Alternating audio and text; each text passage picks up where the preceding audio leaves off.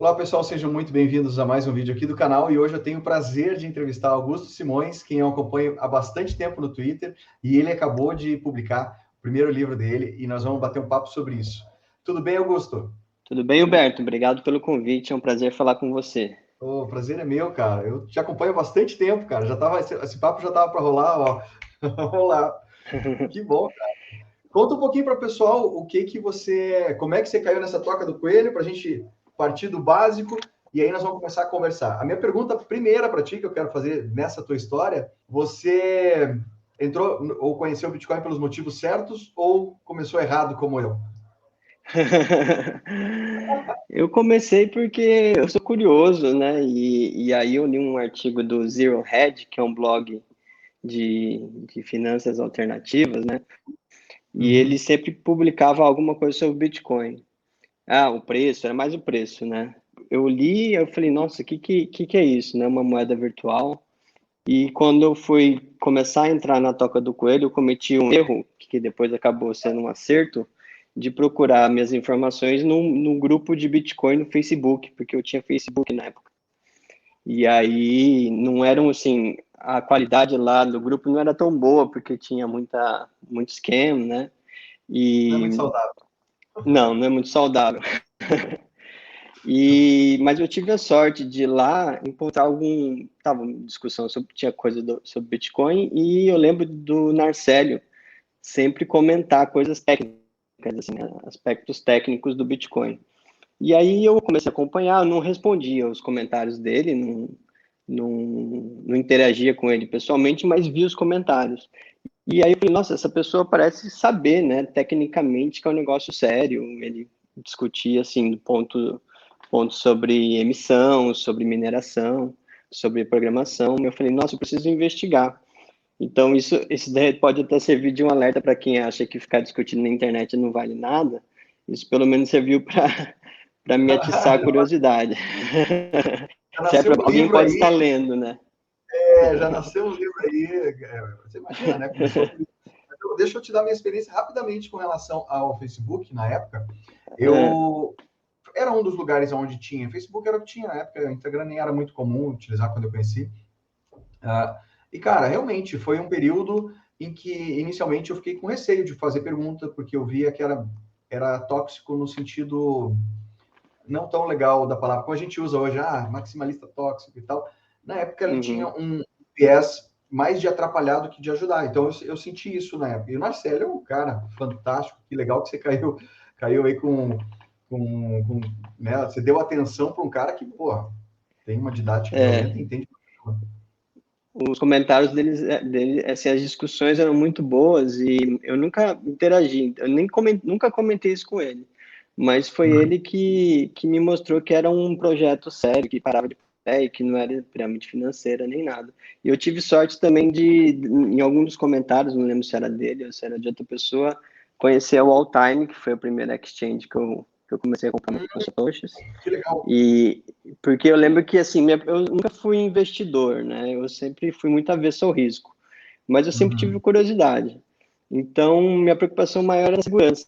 E eu lembro de muita gente falar, não, a all time é segurança assim de banco, sabe? Na época eu achava que banco era um lugar seguro, mas era assim, eles têm níveis de segurança muito altos. Então cheguei no lugar certo. Depois, assim, você começa a se preocupar com custódia, essas coisas. Mas depois que eu comecei a comprar meus primeiros satoshis, eu comecei a ver como faz a custódia. Aí depois eu comecei a ver os canais. Primeiro o Andreas Antonopoulos, aí depois você vai começando a, a, a buscar mais outras informações. A maioria na época era em inglês, né? E aí, E só depois começou a surgir. tu pegou um tempo de Bitcoin only ainda?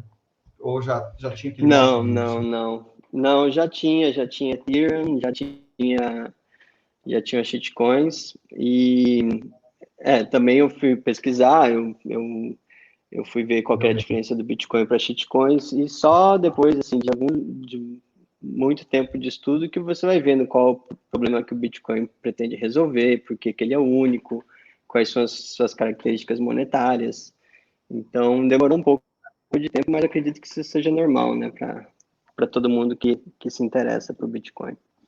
eu compartilho contigo dessa situação, porque na realidade demora para você, para cair a ficha, para entender o básico, para depois você começar a entender as diferenças entre uma coisa e outra. Mas tudo é válido, né? É tudo aprendizado. Sim. Uhum. Então, tu já está há um bom tempo aí, tu pegou uns feras aí, pelo que tu me falou, Narcélio, Antonopoulos, pô, tava bem Sim, o livro do Jimmy Song. Jimmy Song, tá bem Uhum. situado. E me conta uma coisa, Uhum. o que foi que te deu o clique? Porque iniciou, então, como um investimento e em algum momento, quando é que caiu quando é que desceu a pílula laranja, usando já o título do teu livro, como é que foi esse momento? Foi um momento? Foi um processo? Que horas que caiu a ficha e deu aquele choque, assim, de que, puta, eu tô vendo um negócio diferente? A ficha mesmo só caiu depois que eu li o Bitcoin Standard, né, o padrão Bitcoin.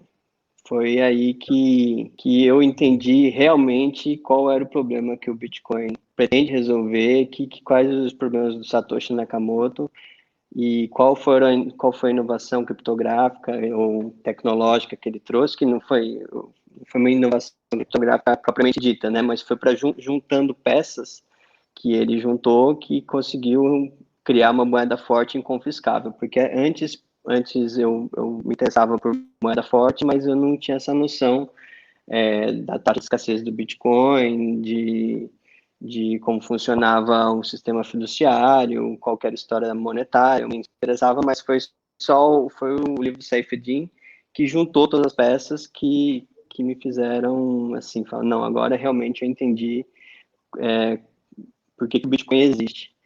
E antes eu só... Mas eu ia te perguntar se o teu Ah, background te ajudou ou não. O teu background tem a ver com isso? Com alguma coisa que te ajudou no teu processo de aprender o Bitcoin ou não?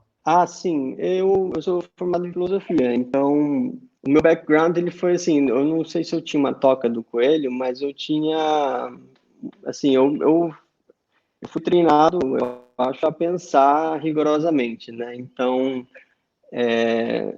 eu me interessava por também filosofia libertária e filosofia liberal. Então, assim, a parte de crítica do Estado, a parte política, já estava sedimentada na minha cabeça, Já era natural. mas já era natural. Então, eu acredito que esse background tem ajudado, sim, porque eu via com muita desconfiança os economistas e a economia mainstream em geral. Todos os FUDs que a gente vê da teoria tradicional, para mim, não faziam muito sentido, porque não fazia sentido para mim existir inflação, né? Que a inflação seja tida como algo natural para o processo econômico, para mim isso não convencia. E também não convencia o nível de controle que um economista tradicional acha que o governo tem que ter na economia. Então, eu já tinha uma postura crítica em relação ao papel do Estado na sociedade. O Bitcoin se encaixou muito na visão que eu já tinha de sociedade e de política. E eu acredito que isso seja uma parte importante para você entender o Bitcoin, porque se você acha que você simplesmente pode confiar no governo ou que o governo ele não tem incentivos para emitir mais unidades monetárias, você não começa a entender o Bitcoin, você não sabe o que está por trás.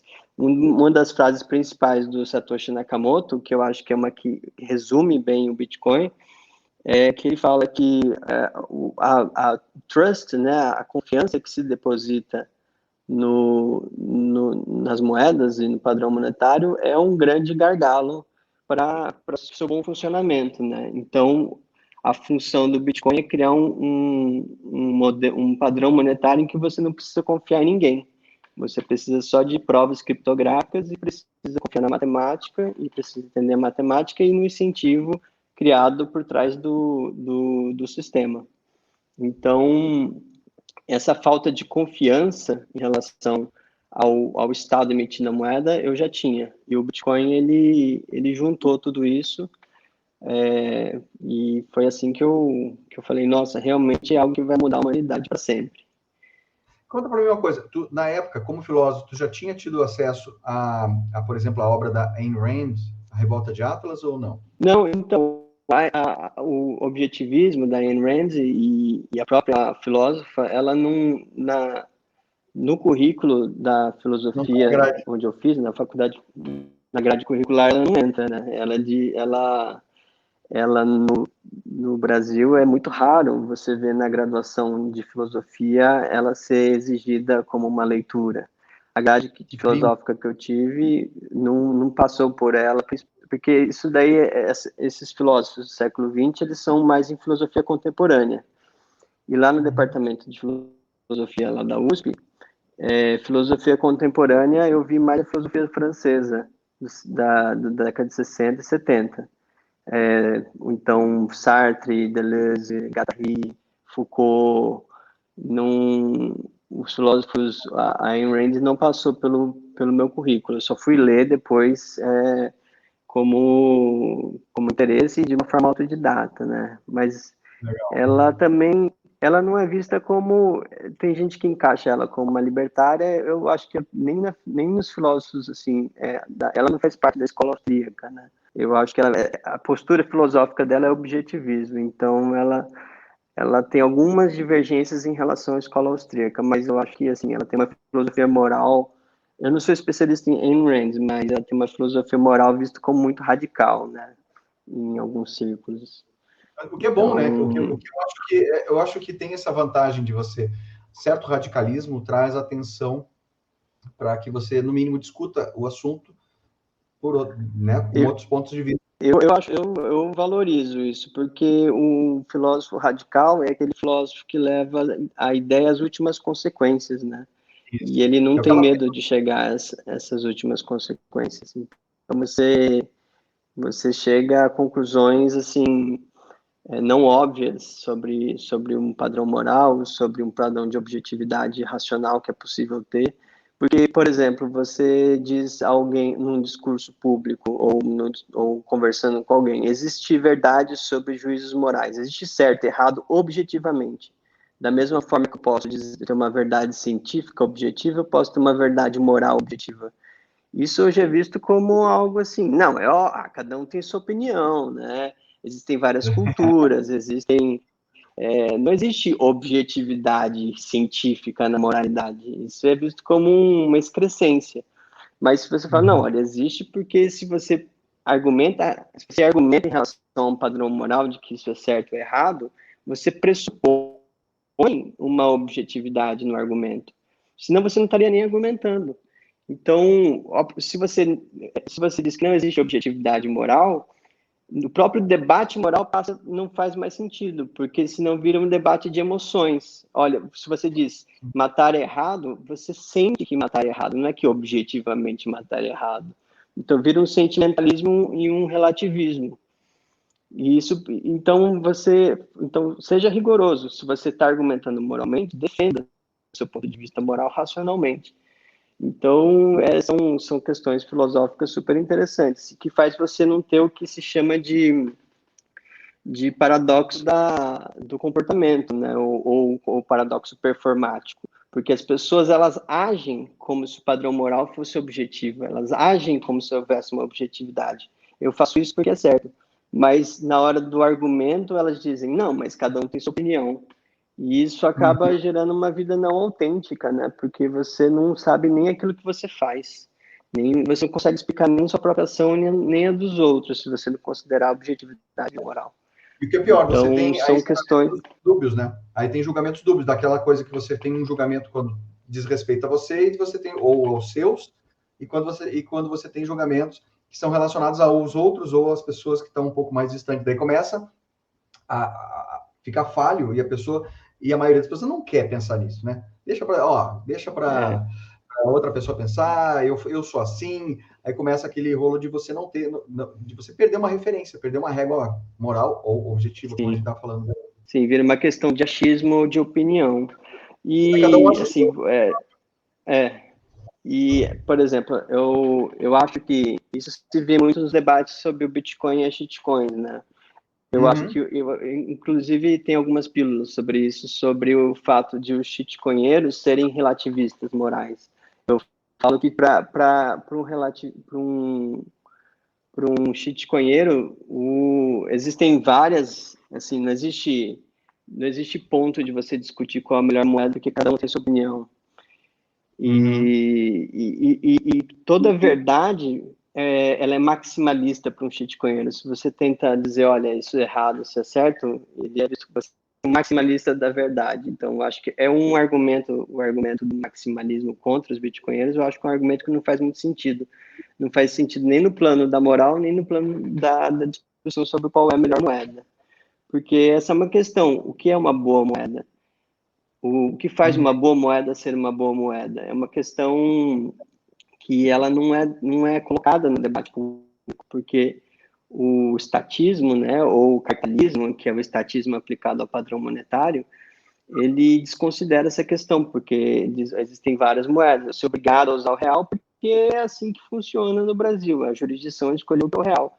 Agora, se você pergunta qual é a melhor moeda, você já coloca a própria questão do padrão monetário em jogo. Você fala, então, olha, existem boas e más moedas. E para que serve uma boa moeda? Quais são os bens que podem servir como uma boa moeda? Uma banana serve como uma boa moeda, o ouro serve como uma moeda, ou uma unidade de Satoshi é uma boa moeda para você ter uma boa vida. Então, já são questões muito mais complexas do que simplesmente aceitar que existem várias e que cada um tem a sua opinião. E tanto faz se o governo emitir real ou não. Então, eu acho que ela é uma questão que também acaba envolvendo o próprio Bitcoin. Na tua opinião, tu acha que a gente vai viver para ver ainda alguma consequência real que está sendo empurrada com a barriga pelos esses governos agora em termos de moeda? Vamos falar sobre moeda forte, moeda fraca? Tu acha que a gente vai ver em vida ainda consequências mais graves do que essas que estão no horizonte agora, muito próximos, né? Essas crises que estão no horizonte? Eu estou falando mais em termos de colapso mesmo.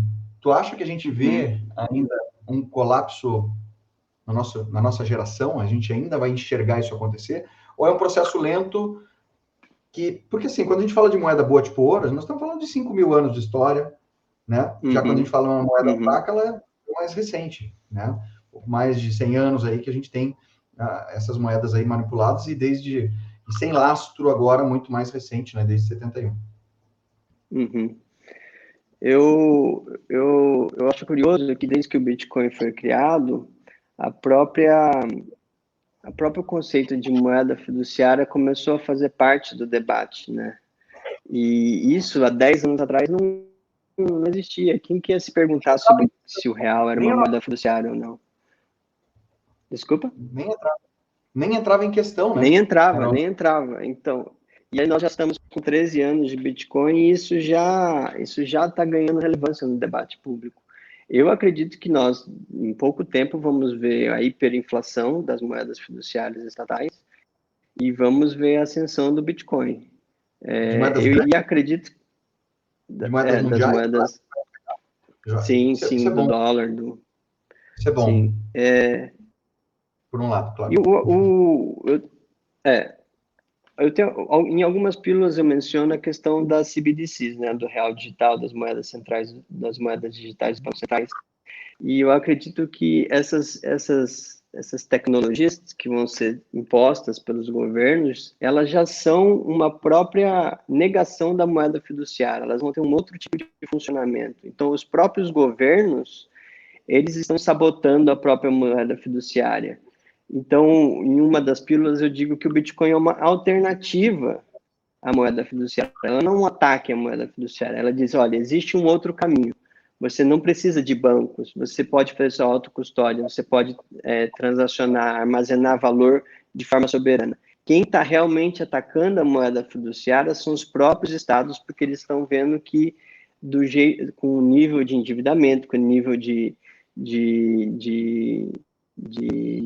falta de responsabilidade fiscal, o sistema ele vai colapsar. Então, eles estão se preparando para o colapso do sistema, tentando criar uma nova tecnologia chamada moedas digitais de bancos centrais, que eu acho que não são moedas, eles são vouchers que o governo vai tentar impor. E a alternativa, que é o Bitcoin, ela vai prosperar nesse cenário.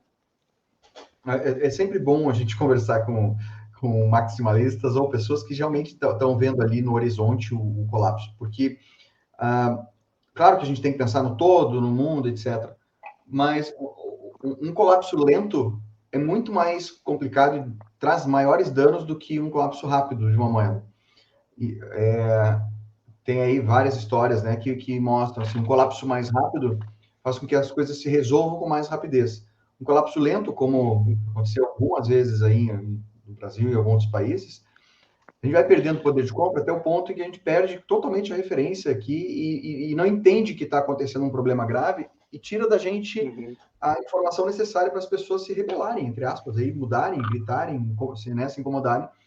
E nesse caso agora, entender que o Bitcoin é uma revolução silenciosa, que você pode simplesmente votar, tirando o teu dinheiro do Estado e colocando o teu dinheiro, teu valor, numa moeda que tem outras características aí, completamente diferente do que a gente está vendo.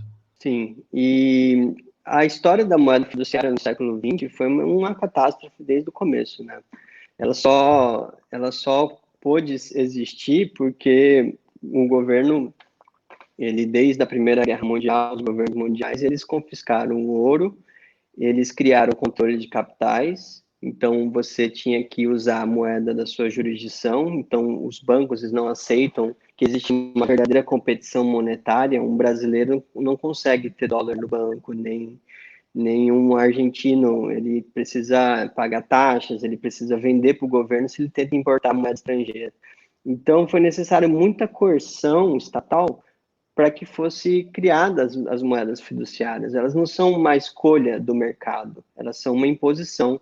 Como no século XIX, ou nos séculos passados, mas principalmente no século XIX, quando o padrão ouro ele emergiu como o padrão mundial, ele foi uma escolha, os estados não tinham tanto poder e ele foi uma escolha do mercado, porque o padrão ouro, ele tinha ele era escasso, né? Ele tem o ouro ele tem uma alta taxa de escassez, né? O stock to flow. E quando foi elaborada a tecnologia de cédulas bancárias, ele pôde circular com facilidade. Então, ele conseguiu substituir a prata. O ouro ele conseguiu ser mais escasso que a prata e ele, com as cédulas bancárias, ele conseguiu circular de forma mais fácil. Com o telégrafo também você conseguia fazer transferências com base em telégrafo usando o sistema bancário. O problema do ouro é que ele era centralizado nos bancos. Então, quando os Estados entraram em guerra, na Primeira Guerra Mundial, foi fácil você emitir uma ordem e confiscar o ouro das pessoas que estavam depositados nos cofres dos bancos. O Bitcoin, ele é escasso e ele é transportável e a autocustódia é fácil e barata de fazer. Então, ele resolve esse problema da centralização. Ele pega tudo que é bom do ouro e ele é melhor. Só que as moedas fiduciárias com as quais nós vivemos e que foi uma tragédia desde o começo, porque você vê que, assim, o Brasil teve um episódio de hiperinflação, a Hungria teve um episódio horroroso de hiperinflação depois da Segunda Guerra Mundial, a República de Weimar, que levou à ascensão do nazista, teve um episódio de hiperinflação. Então, só algumas moedas sobreviveram e as que sobreviveram perderam 99,9% do poder de compra. Então, ele foi um desastre, ele não foi uma escolha do mercado.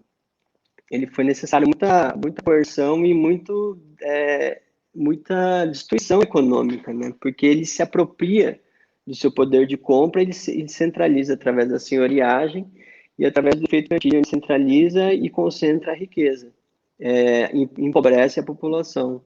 Então, vai ser uma grande mudança social você ter uma moeda inconfiscável, escassa, uma moeda forte, e todos aqueles efeitos benéficos que a gente viu com um padrão forte do padrão ouro do século XIX, nós vamos ver isso exponencialmente no padrão Bitcoin, porque ele é mais escasso que o ouro, então você vai começar a criar assim uma riqueza nas mãos das pessoas, elas vão abaixar a preferência temporal, elas vão começar a pensar mais no futuro e elas não vão temer a diluição do poder de compra, e assim, nós estamos muito no começo do Bitcoin, 13 anos ainda é nada.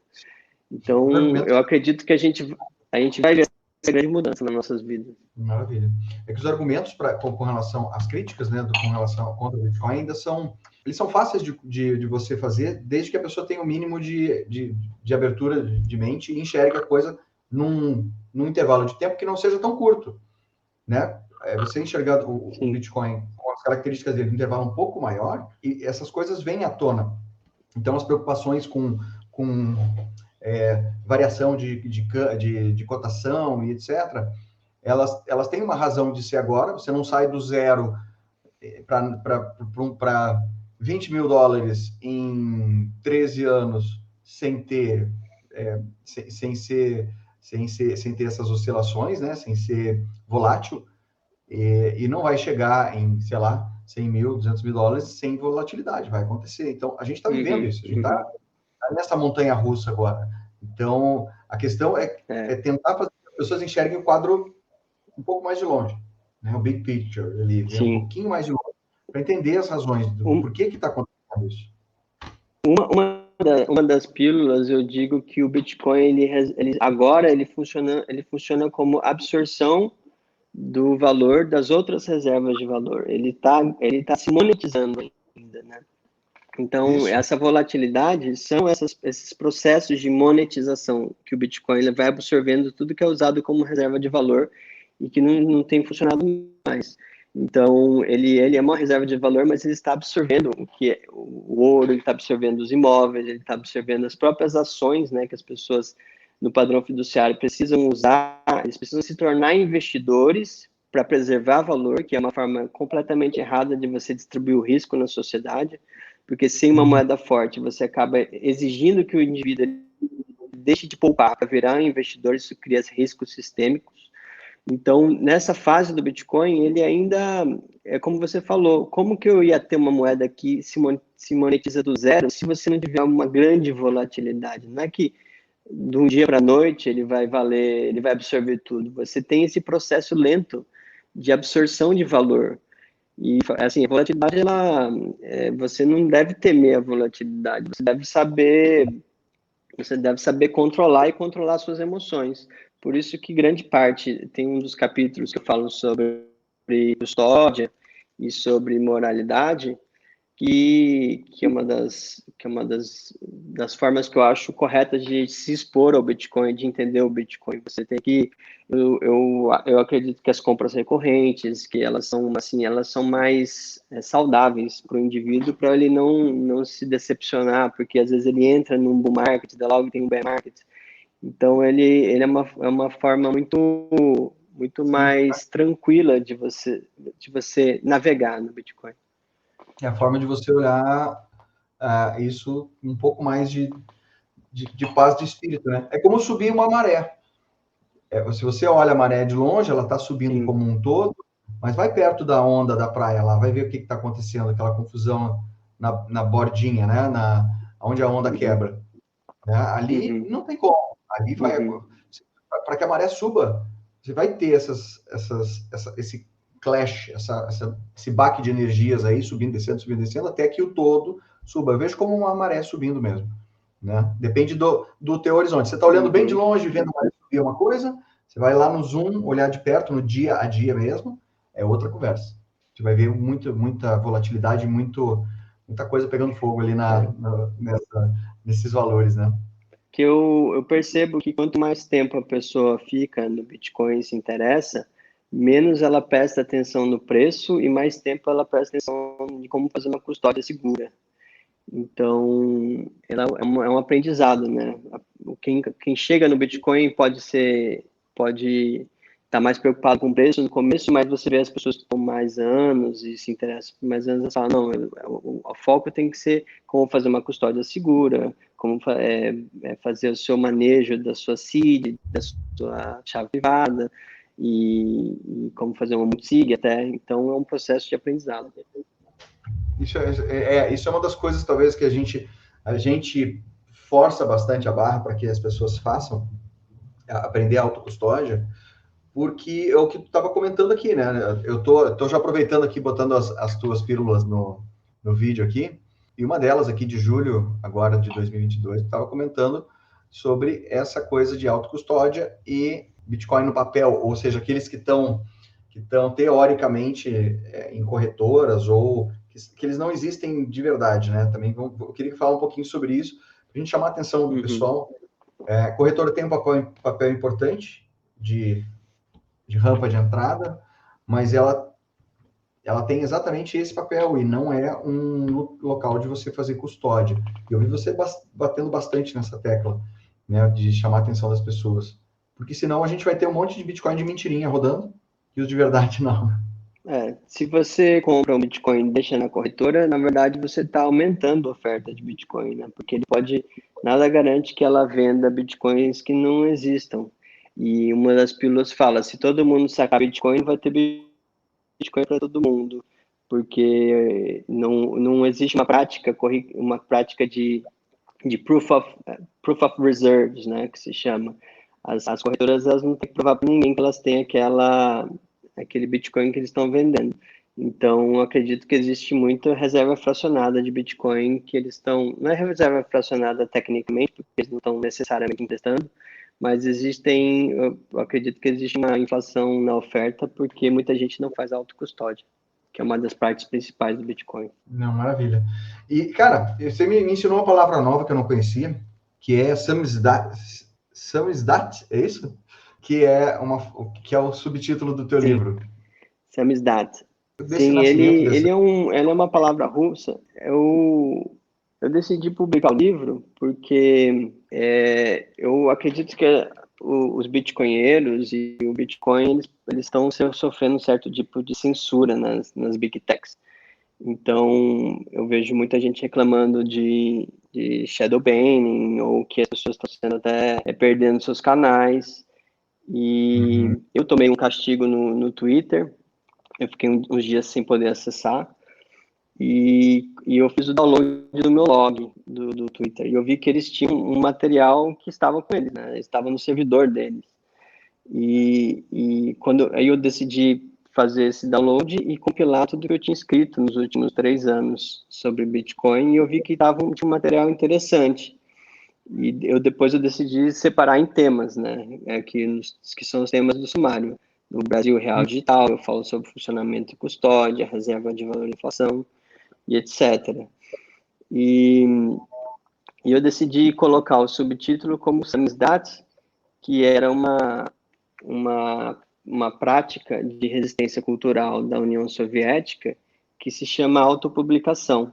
O samizdat em russo é autopublicação, porque o serviço secreto soviético, eles controlavam as prensas, controlavam as formas de impressão. E os autores que não eram aprovados pelo regime, eles faziam essa autopublicação com seus próprios materiais.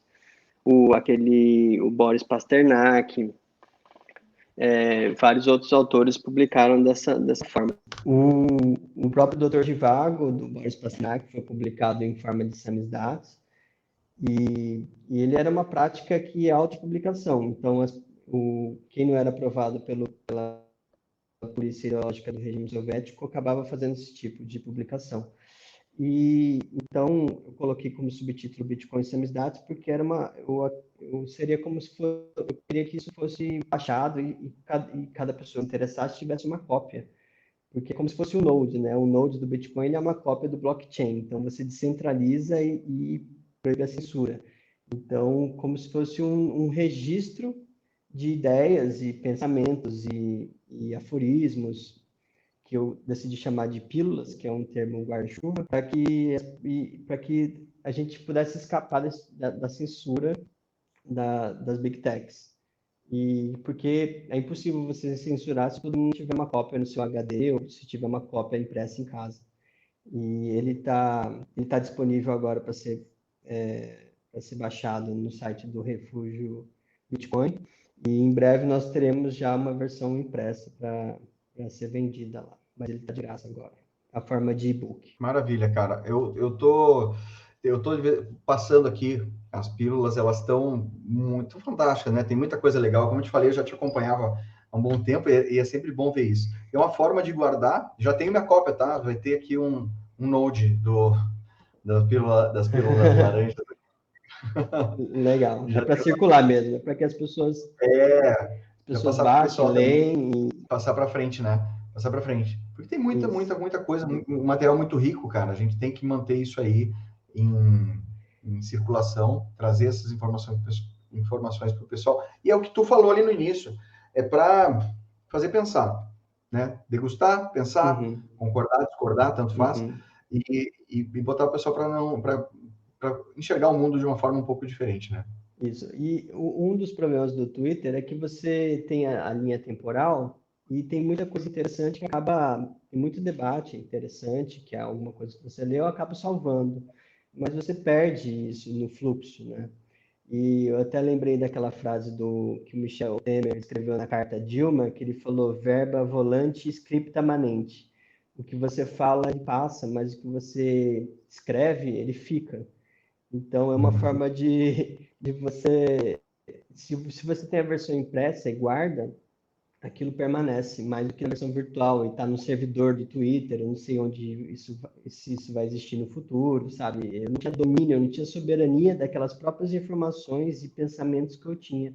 Então, é uma forma de eu ter a soberania e quem se interessar também tem aquilo no, ou impresso ou no seu computador. Eu, eu, Então, eu tenho que ter isso aqui na minha biblioteca de Bitcoin, cara. Assim que lançar, eu legal, aviso, legal. chama a galera que eu quero comprar a minha. Porque tem que, cara, Bacana. isso aqui tem que ter, é o registro de coisas fantásticas que a gente tem. Tu comentou sobre Satoshi ali na frente. Tem um. Qual que é a tua opinião sobre Satoshi como pessoa, como essa pessoa? O que você pensa dele? E um chute qualquer aí, só para a gente ilustrar quem você acha que pode ter sido ele ou é. Eu acho que o Satoshi ele fez duas coisas geniais. Ele criou o Bitcoin e ele desapareceu. O fato dele desaparecer foi o toque de gênio dele, porque o Bitcoin não seria o Bitcoin se ele não tivesse desaparecido. A gente vê que qualquer projeto que tenha um líder carismático e que queira ser uma moeda nova, uma moeda forte, inconfiscável, ele não pode ter um líder. Ele tem que ser o protocolo, ele tem que ser ele tem que ser uma linguagem compartilhada e que ele não mude as suas regras. Porque no momento que você tem um líder carismático, um grupo de especialistas que conseguem alterar o protocolo, você perde as propriedades monetárias daquele bem. Então ele foi um gênio por ter criado o Bitcoin e foi um gênio por ter desaparecido. Fantástico. É Mas isso mesmo. sobre sobre quem ele é, eu não tenho assim uma opinião uma opinião eu tenho uma especulação que eu acho que tem grandes chances de ser o Nick Szabo. Uhum. Porque o Nick Szabo ele é alguém que tem os conhecimentos não só criptográficos e de programação, como conhecimento de história monetária, né? O blog dele, Então ele está ativo, Unenumerated, está você, vivo e alive ele and está kicking, vivo, né? é, Tá na área. tá, Tá na... ele foi na Bitcoin Conference dos 2 últimos anos, ele estava no Twitter até uns 2 anos atrás. Inclusive, o último tweet dele é curioso, que estava no começo dos lockdowns e o Fórum Econômico Mundial ele tinha publicado um vídeo sobre como o lockdown estava fazendo bem para a sociedade, porque as cidades estavam mais agradáveis, não tinha tanto ruído dos carros, não estava emitindo tanto CO2. E aí ele retweetou e falou assim: vocês não mandam no mundo, vocês não são soberanos no mundo, vocês não são donos do mundo. E aí ele saiu. Depois foi o último tweet dele, eu achei curioso Ele isso, saiu do Twitter. mas saiu. Olha só que E interessante. eu não sei se ele está em outro. Eu acho que ele criou um perfil naquele Gap, que é uma outra rede social, mas eu não sei se ele está ativo, porque eu não entrei mais depois do Gap. Mas pelos registros, pelo envolvimento que ele teve, assim, eu acho que, primeiro, é irrelevante saber quem foi, e segundo, Ó, ele não fez. Eu acho que ele pode ter escrito white paper, mas ele não fez tudo sozinho, sem o Ralph Finney e sem as conversas que ele teve com o Wei Dai e com o Adam Beck. Então, é a mesma coisa de isso é perguntar legal. quem criou o fogo, sabe? O Bitcoin é uma tecnologia como fogo, como avião, e não importa. O que importa é que ele não está mais entre nós. Cara, eu meio que concordo, assim, porque eu não conheço tanto da história do Bitcoin com um conhecimento técnico até para saber, para opinar, assim, com relação a quem que possa ter sido tecnicamente ali. Acho muito legal se for o Nick Szabo, tá vivo, tá aí participando, cutucando, e não tá interferindo, não tá usando o nome dele para interferir em nada. Então, tá tudo bem, né? O resto do pessoal que não tá mais também, que morreu, né?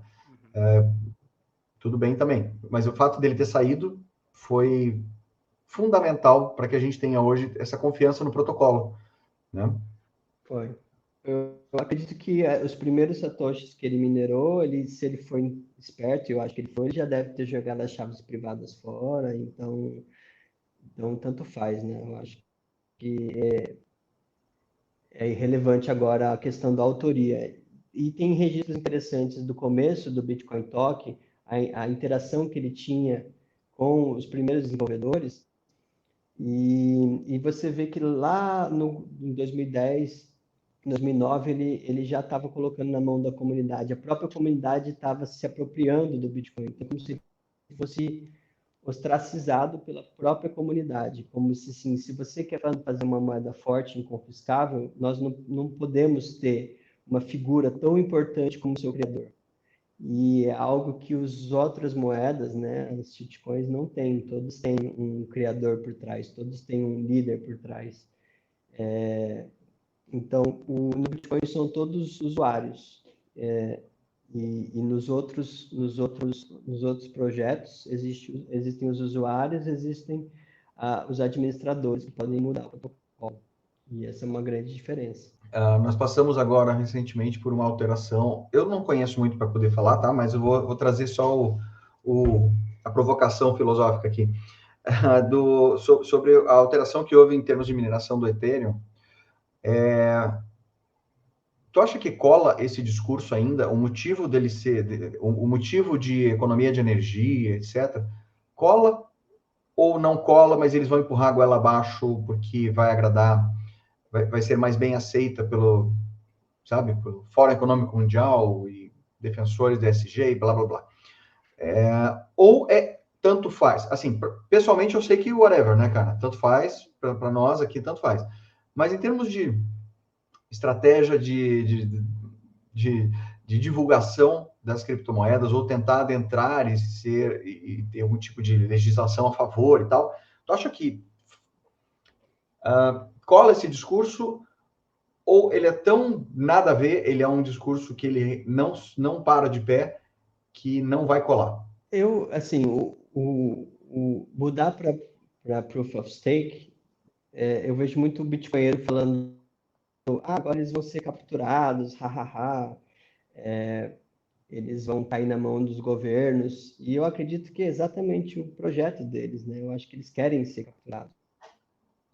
Eles querem funcionar como um tipo de banco central no blockchain, né? Eles querem trazer o nome do blockchain como uma grande inovação tecnológica e eles têm o 40% do pre-mine, então tem pessoas muito ricas e poderosas por trás que estão ficando mais ricas e fica com essas buzzwords de nós temos smart contracts e agora não vamos consumir mais energia. Mas ele é nós estamos agora numa etapa em que vai ser fundamental discutir a questão do consumo energético do Bitcoin. Porque se você não entende a prova de trabalho, você não entende o Bitcoin. Se você não entende por que existe a prova de trabalho e o ajuste de dificuldade, você não entendeu nada do Bitcoin. Então, eu acho bom que eles queiram se diferenciar do Bitcoin, porque gera um interesse das pessoas então, nossa, por que o Bitcoin insiste na prova de trabalho? Inclusive, um dos capítulos é sobre o consumo energético, né? Um dos capítulos do Pílulas Laranjas.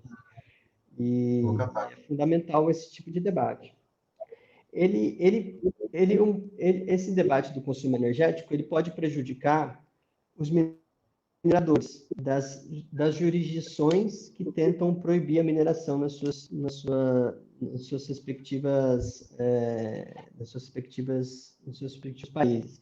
Então, se você é um minerador americano, você tem que ficar preocupado, você tem que mostrar para o legislador americano que a sua mineração é importante, que ela serve para você criar um bem monetário novo que é valorizado, porque para você ter um mínimo de conversa com quem critica o consumo energético do Bitcoin, a pessoa precisa ver algum tipo de valor no Bitcoin. Porque se ela não vê um valor de uma moeda forte e inconfiscável, ela acha que qualquer consumo energético vai ser um desperdício. Então você tem que ter um mínimo de compatibilidade de valores para se engajar num debate produtivo. Então isso pode prejudicar o minerador, mas não vai prejudicar a rede do Bitcoin, porque a mineração é centralizada, ela pode ser feita com qualquer computador, pode ser feita em qualquer jurisdição. Então, ela é algo que deve sim prejudicar o empresário que investiu numa mineração em algum, sei lá, na União Europeia, ou que eu acho que nem deve existir tanto, porque a regulação é tão grande, o preço está tão alto, e isso vai entrar no debate.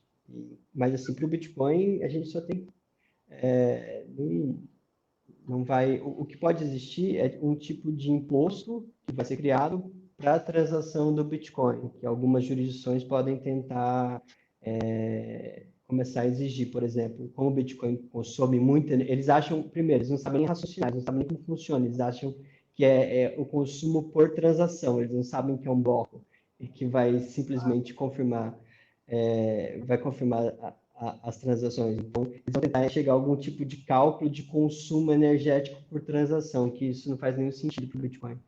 E ainda faz menos sentido se você faz uma transação via Lightning Network, que não dá nem para você nem começar a pensar no consumo numa transação pela Lightning. Então, eu acho que pode existir esses dois vetores de ataque, para o minerador e tentar um tipo de imposto da energia para quem transacionar Bitcoin. Mas isso é muito difícil de controlar, mas pode centralizar em algumas exchanges que falam, olha, se a pessoa vender Bitcoin, cobra alguma coisa a mais para tentar que a pessoa pague pelo consumo energético, que é uma coisa nonsense. Mas isso aí está fadado ao fracasso. Mas eu acho que pode ser tentado. Eu acho que deve ser tentado e eu acho que está fadado ao fracasso também, porque as pessoas naturalmente vão buscar outra saída. E assim, se isso acontecer, tira da corretora, já é uma grande coisa, né? E começa a utilizar peer-to-peer, que é o objetivo geral de tudo. Mas é aquela pergunta que não se faz na cabeça das pessoas, e diz, não, ele gasta energia. Quem fala isso, né? Ele gasta muita energia. Eu falava, você tem ideia de quanto gasta o sistema tradicional de energia? Do que nós estamos comparando uma coisa com outra? Não, porque assim, a comparação, ela não é nem muito clara na cabeça da pessoa, porque você não deve comparar o Bitcoin ao sistema, nem ao sistema, quanto se gasta manter os servidores do Banco Central rodando. Você tem que se perguntar quanto gasta o exército americano, quanto é gasto de energia, que é um tipo de vazamento de energia da inflação, né? Porque a inflação é uma forma de você perder energia monetária. A própria inflação é uma forma de desperdício de energia no seu sentido mais puro do termo. Porque uma reserva de valor, ela nada mais é do que um tipo ela é uma bateria. Eu gosto da analogia da bateria. É algo que assim, você guarda para quando precisar usar. Porque o dinheiro ele nasce justamente pela incerteza do futuro. Então, eu preciso ter um bem líquido que eu consiga vender quando eu precisar. Então, uma boa metáfora para o dinheiro é uma bateria monetária. Então, eu preciso que essa bateria ela fosse desperdiçando aos poucos. Então para a pessoa que fala isso, que o Bitcoin gasta energia, ela não pensa. Você precisa fazer com que ela pense, se ela estiver honestamente engajada no debate, primeiro, faz sentido eu falar em abstrato de gasto, sendo que a própria pessoa pagou por aquilo. Então, eu não tenho um juízo imparcial sobre o tipo de ação que merece gastar energia e qual tipo não merece. Por exemplo, para manter as luzes de um estádio de futebol ligados. Isso gasta muita energia. Por quê? Porque as pessoas valorizam o futebol. Agora, eu digo que é um desperdício porque eu não gosto de futebol. Você não gosta de futebol. Mas a minha opinião não importa, na verdade, é o consenso, né? Agora, luzes de Natal, faz sentido? Eu vou queimar o Natal? Outra coisa parece que é uma das coisas que mais gasta energia no mundo é máquina de secar. Proíbam máquina de secar. Máquinas de secar parece que consomem uma energia não sei quantas vezes a mais do que o Bitcoin. Então, assim, já é um problema. Então, briguem com eles. E aí você vai estar levando a humanidade a um retrocesso evolucionário, que é você gastar menos energia. Então, assim, ao invés da gente seguir na evolução, a gente retrocede na evolução, fazendo com que as pessoas gastem menos energia, sem questionar de se ela está sendo gasta de forma eficiente, se ela está sendo gasta de forma inteligente, né? Então, assim, deixar as pessoas, por exemplo, ninguém mais pode secar roupa, não vai funcionar e, assim, dar alguns passos para trás. Agora, precisa ser repensado as outras coisas. E nada é mais importante do que você resolver o problema de estabilidade financeira mundial, que o Bitcoin faz isso. Sim. Ele vale cada watt que é consumido. E, assim, não existe... Quem deve fazer esse juízo é o próprio minerador. Se faz sentido para ele minerar Bitcoin, que ele minere. A gente vive um momento curioso na história da humanidade em que o consumo energético é visto como algo ruim, sendo que a produção e o consumo ele sempre foi um proxy da civilização. Quanto mais civilizada e rica uma sociedade, mais energia ela produz. Então, existe aquele negócio de Jevons, não sei se você conhece, que quanto mais eficiente é uma produção energética, mais existe demanda pela energia. Então, a energia é esse bem curioso, que quanto mais nós fazemos, mais existe demanda para ele. Se você isso é algo básico da economia da energia, você precisa criar abundância, a energia gera abundância. E o Bitcoin gera abundância. Então, algumas das pílulas que eu tenho são sobre esse paradoxo, essa falta de visão que as pessoas na mídia, o que aparece nos jornais, é uma totalmente contrária à civilização. Ela fala de menos energia, menos consumo. A gente, claro, tem que ter um certo tipo nós temos que produzir energia de forma eficiente, mas nada melhor que o mercado para decidir o que é eficiente ou não. Nada melhor do que as pessoas que compram e vendem energia para decidir se é caro ou barato. Decidir onde quer gastar, né? Decidir onde, quanto e como quer gastar. Um Estado, uma agência, ou um observador imparcial que vai dizer se aquilo de energia... Augusto, tu pretende continuar produzindo material para publicar, ou seja com textos, artigos ou qualquer coisa assim? Ou você pretende continuar acumulando também essas tuas pérolas, essas tuas pílulas para futuras edições também? Porque, cara, é muito bacana, é muito gostoso de ler o que você escreve. Então, se tu não tem no plano produzir mais material escrito para o pessoal acessar, eu quero te pedir isso. Vamos lá. Eu fiquei, agora que eu publiquei o Pílulas Laranjas, eu fiquei com vontade de organizar umas principais e utilizar essa divisão e publicar em texto corrido, né? Porque, como eu expliquei, eu não trago muitos argumentos. Então, seria interessante desenvolver algumas ideias. Eu fiquei com essa vontade, sim. Talvez eu faça outra publicação explicando mais detidamente.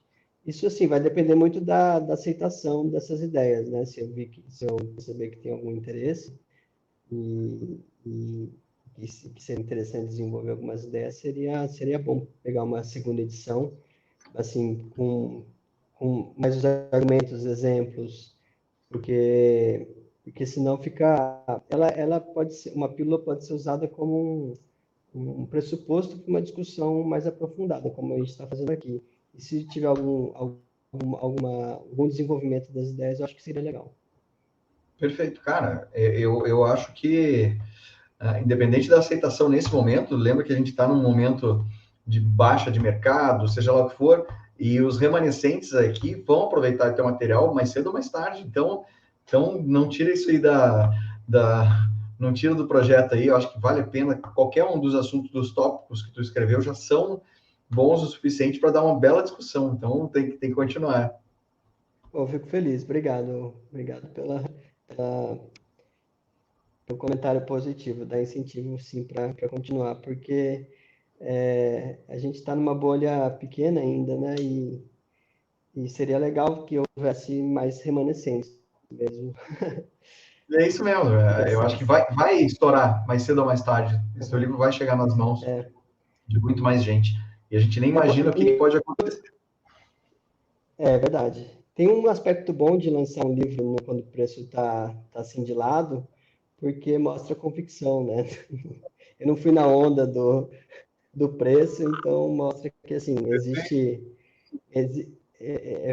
existe uma continuidade de pensamento e de projeto. A tua prova de trabalho já é autoexplicativa ali, né? Qualquer um que leia qualquer parte do livro, em qualquer momento, já entendeu que tua visão ela é mais ampla e diferente de uma coisa momentânea e nada a ver com relação a preço mais valor, né? Então tem que continuar nessa toada aí. Cara, eu quero te agradecer demais pela conversa e eu quero te fazer, obviamente, mais convites para que a gente volte a conversar mais vezes. E eu sei que o teu fuso horário às vezes te atrapalha com relação à parte das nossas lives, às quartas-feiras, às 21 horas, mas nós vamos combinar mais coisas, mais vezes um bate-papo aí, para a gente trazer mais informação, mais opiniões, né, cara? E aumentar essa discussão, essas provocações filosóficas aí que você fez, para que as pessoas parem para, pelo menos, questionar mesmo, né?